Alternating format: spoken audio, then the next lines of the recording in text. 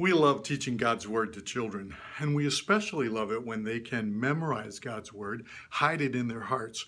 We think that's so important that, just like David said, your Word I've hidden in my heart so that I may not sin against you. We want kids to have their heart filled with God's Word so that at times when they're struggling or feeling alone or afraid or having a difficulty, they can recall God's Word, apply it to their lives, and see victory.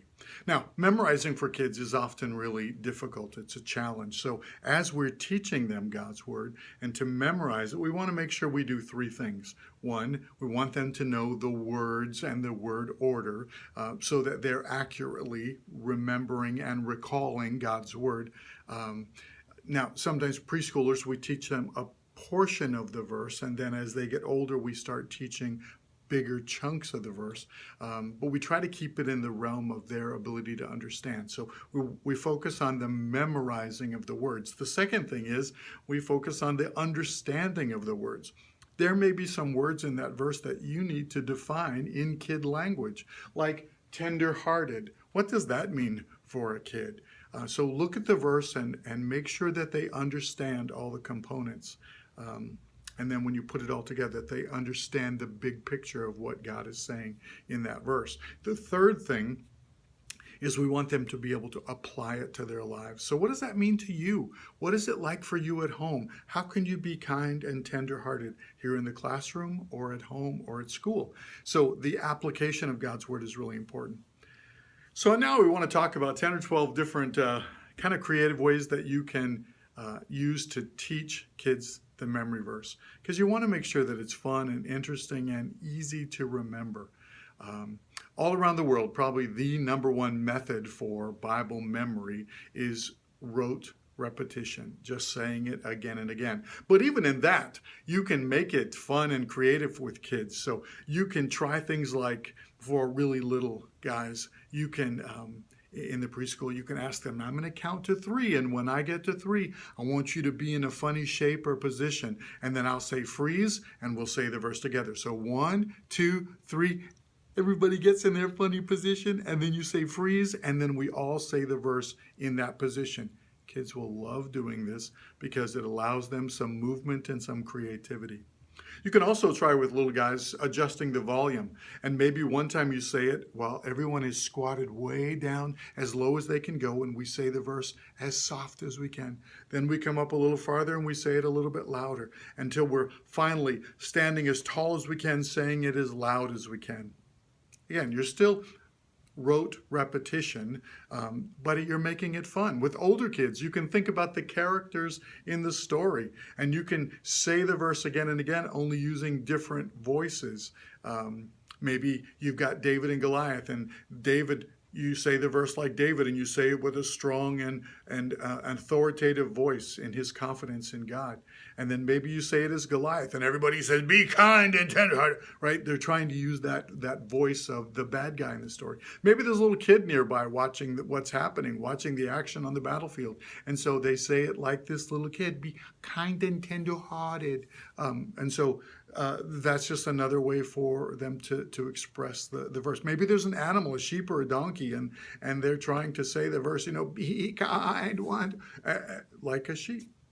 It's still rote repetition, but you're adding some fun, but you're also now tying in the Bible story and the characters of the story into the memory verse portion. Sometimes we actually use an object from the Bible story as part of memorizing a memorization game. Like in this case, this is just artificial bread from one of the stories. It could be a basket, it could be a staff, or maybe even a head covering, something from the story that you're teaching that day that you bring in and use it as an object in the game. Maybe it's we all stand in a circle and we're passing around the bread, because we're talking about breaking bread together and being kind and tenderhearted to one another. And we're talking about the early church and how they ate together. And so the bread, maybe you're passing it around in the circle, and as each person gets the object from the story. They say one word or one phrase from the memory verse until we all go around. Now you can turn that same thing into a competition with two teams, right? I want to remind you, as you're thinking of team competitions in your classroom, don't always break the group into the same two teams. Don't always have boys against girls or one grade against another grade.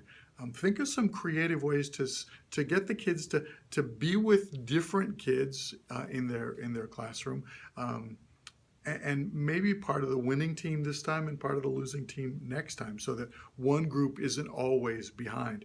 Maybe it's first names A through L against M through Z first names. Maybe it's birthdays, January to June and July through December. Maybe you have everybody line up really quickly, tallest to smallest, because you've talked about Saul becoming the king, and he was head and shoulders above everybody else. So let's put everybody in line and then divide into two groups. Maybe you're just counting off 1, 2, 1, 2, 1, 2. Just be creative in the way you separate the teams. So still using that same object and going back and forth. You can do like a little bit of ping pong, where you have the object on one team and they say one word or one phrase of the verse. They toss it to the next team who says the next phrase, and then you go back and forth and see how quickly we can get that done.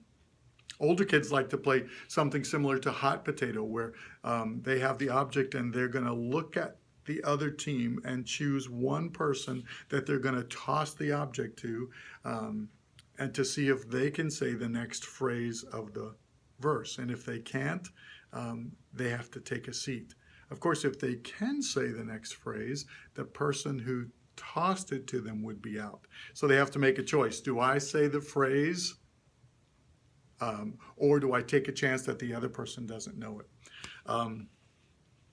So that's just one of the relay. You can also take that same object and with the two teams, and you can start it at the first player, start some music, and then they start to pass the object down. And then when you stop the object or stop the music, whoever has the object, the loaf of bread or the ball, they stand up and they have to say the memory verse. If they can say it correctly, the ball will continue from that position when the music starts again. If they can't say the verse, then the ball comes all the way to the front again, and we start again. First team to get the ball all the way at the end, run up to the front and say the verse, that team would win.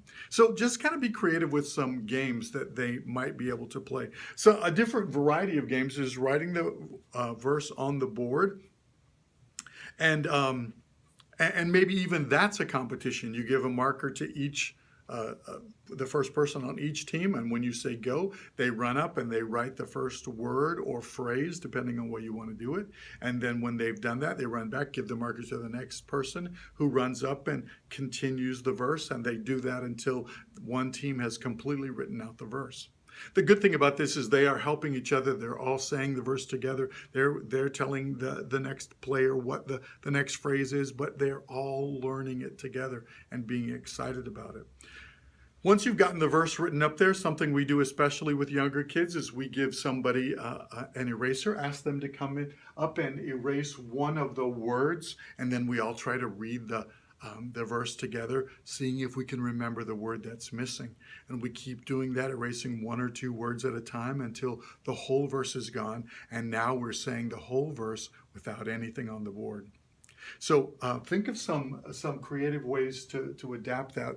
One thing that we also do with this kind of thing is we ask them to erase a word and replace it with a picture, not necessarily just leaving it empty space. Maybe they come up and erase the word be, and now they're going to kind of draw a picture, of a bee. That doesn't look very good, but they're going to try to draw.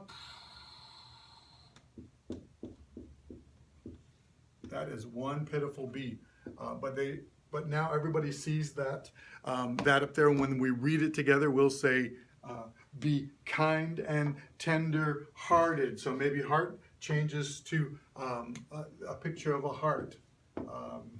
And so we keep doing that. You don't have to erase all the words, but most of the key words. And until we've got it, just having fun, we're saying it all together and trying to remember it. Another way to do that same thing is, instead of drawing a picture, we ask kids to come up front and substitute that word, the first word, with some sign language or some motion. Maybe they're doing be, like be kind to one another. And so they just say, and so the whole class, instead of saying the word be, we all do the motion and we're thinking the word be. And maybe it's they're doing the be like this, but the kids get to choose, and that's what makes it fun, is their participation in that. Another thing you can do is take like 3x5 cards and write one word of the verse on each card, mix them all up, and time some kids on how fast this team of three can put it together and read it out loud. You can also do that in a competition and give 2 sets, one to each team, have them compete against each other to arrange it and say it out loud together. It's, again, another way to get them thinking about the verse. Maybe even, lastly, maybe even thinking of something from the Bible story. Maybe they're crossing into the Promised Land or over the Red Sea, or maybe they're traveling to, like Paul, traveling on a missionary journey, and you actually put down like pieces of construction paper with the words of the verse on it in a path, and everybody has to go from this side of the room to that side of the room, from Rome back to Jerusalem or something. And so as they're stepping on each piece, they are saying the words, and then you begin to turn over the construction paper so that there aren't the words visible, and they still have to say those words as they're walking on it. But again, you're tying something from the Bible story into the Bible memory, so it doesn't feel like a totally separate activity. There are lots of ideas for memorizing a verse. You can even play some of their favorite games, something they love to do. Boys, you might bring in a little basketball hoop or something, or a soccer ball, and a little net, something they love to do. And then in order to be a participant in the game, they have to be able to say the memory verse, and then they get to come up and play. So there's great incentive to memorize that verse so they can participate. So think about any simple game. If you ever watched Minute to Win It, you remember that? They're very simple objects, from Oreo cookies to Kleenex boxes. To be able to participate in a simple game like that, you have to be able to say the memory verse. So you're also upping the incentive to learn the verse. So be creative, enjoy it. Please don't make it boring. Don't make it just rote memory. Add some of your own creativity. Let's get kids excited about learning God's Word. Hope these help. Hope you'll try one of them maybe this week, and would love to know how it goes.